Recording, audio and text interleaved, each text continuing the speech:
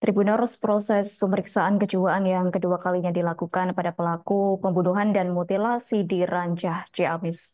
Pemeriksaan tersebut berlangsung sekira pukul 11 WIB di sel tahanan Polres Ciamis dan dokter kejiwaan dari RSUD Ciamis memeriksa pelaku di dalam sel pada Selasa 7 Mei 2024.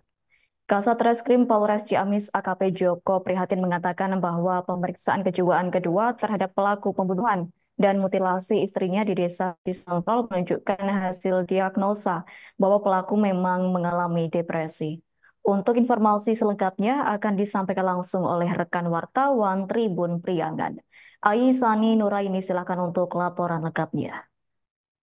Baik, terima kasih. Selamat siang Adila dan juga Tribuners. Proses pemeriksaan kejiwaan yang kedua kalinya dilakukan terhadap pelaku berinisial TS yang melakukan pembunuhan dan juga mutilasi terhadap istrinya sendiri di Dusun Sindang Jaya, Desa Cisontrol, Kecamatan Rancah, Kabupaten Ciamis beberapa waktu yang lalu. Jadi pemeriksaan kejiwaan yang kedua kalinya tersebut berlangsung sekitar pukul 11 waktu Indonesia Barat di sel tahanan Polres Ciamis dan dokter kejiwaan dari RSUD Ciamis, yakni Dr. Andi Fatimah SPKJ, memeriksa pelaku di dalam sel pada Selasa 7 Mei 2024 kemarin. Jadi memang sebelumnya pemeriksaan kejiwaan pertama terhadap pelaku tersebut dilakukan pada Senin 6 Mei 2024, namun pada saat hari Senin tersebut, kondisi pelaku tidak memungkinkan untuk dilanjutkan kembali pemeriksaan kejiwaan sehingga pemeriksaan kejiwaan tersebut dilanjutkan pada hari Selasa kemarin.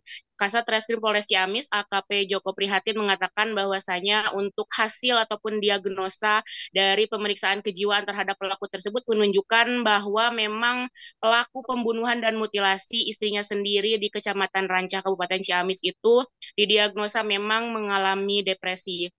Sedangkan untuk kategori depresi tersebut, depresi berat ataukah ringan, itu masih belum bisa dipastikan karena pelaku harus terlebih dahulu diobservasi di RSJ yang ada di Kota Bandung.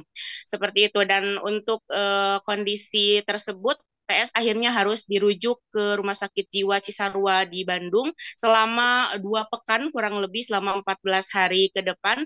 Dan pelaku juga setelah berikan persetujuan dari RSUD Ciamis akan segera langsung dibawa menuju rumah sakit jiwa yang ada di Bandung selama 14 hari ke depan, seperti itu. Dan saat dokter melakukan pemeriksaan kejiwaan kepada pelaku, justru pelaku menanyakan kondisi keluarganya dan juga kondisi istrinya pada saat pemeriksaan kedua kalinya yang kemarin dilakukan di dalam sel. Seperti itu. Dan kata dokter tadi juga kemarin juga pelaku sempat berkomunikasi dengan dokter. Terkadang memang komunikasi itu berjalan baik ataupun nyambung, dan juga terkadang pelaku itu tidak dapat berkomunikasi seperti itu. Mungkin kemarin di pemeriksaan kejiwaan yang pertama itu dilakukan di ruang Kasat Reskrim Polres Ciamis, dan setelah dia keluar dari sel tahanan mungkin dia tertekan ataupun takut karena melihat banyak wartawan yang menyoroti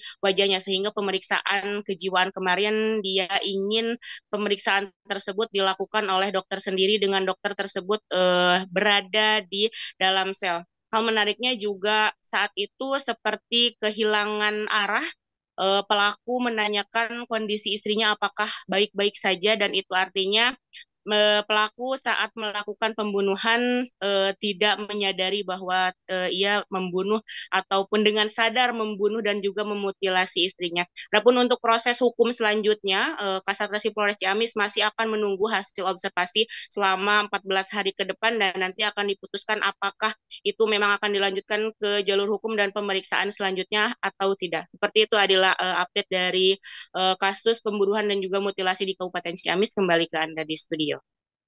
Baik, terima kasih untuk informasi lengkapnya. Silakan bertugas kembali.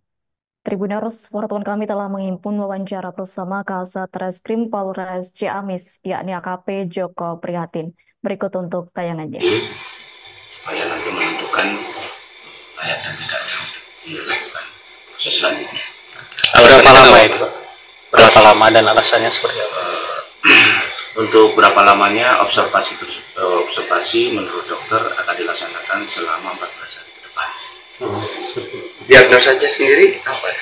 Diagnosanya depresi atau apa? Diagnosanya untuk kata dokter kejiwaan itu perlu diobservasi karena mengalami depresi.